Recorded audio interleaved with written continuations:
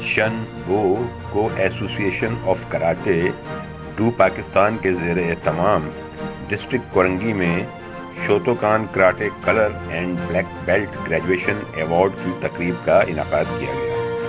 Promotion ceremony میں Shotokan academy کے girls and boys کھلاڑیوں نے کراٹے، سیلف ڈیفینس ٹیکنیکس اور کیون کھاتا کے مظاہرے بھی پیش کیے، جس پر شرکائے تقریب نے شاندار پرفارمنس پر کھلاڑیوں کو بھرپور خراج تحسین پیش کیا۔ تقریب میں چیف انسٹرکٹر شی ہون شہزاد احمد نے کامیاب ہونے والے گرلز اینڈ بوائز کھلاڑیوں کو بیلٹ باندھے اور اسناد اور ٹرافیاں تقسیم کی۔ بیلٹ حاصل کرنے والے کھلاڑیوں میں محمد فیضان نے اورنج بیلٹ، وجاہت نے گرین بیلٹ،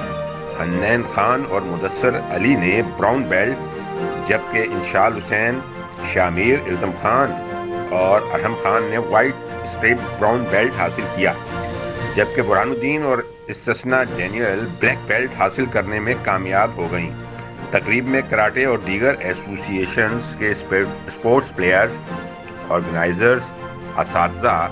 اور مارشل آرٹ سے تعلق رکھنے والے افراد کو سرٹیفکیٹ دیے گئے۔ ایوارڈ حاصل کرنے والوں میں جمناسٹک و یوگا کے خالد بروہی، کک باکسر کے راجہ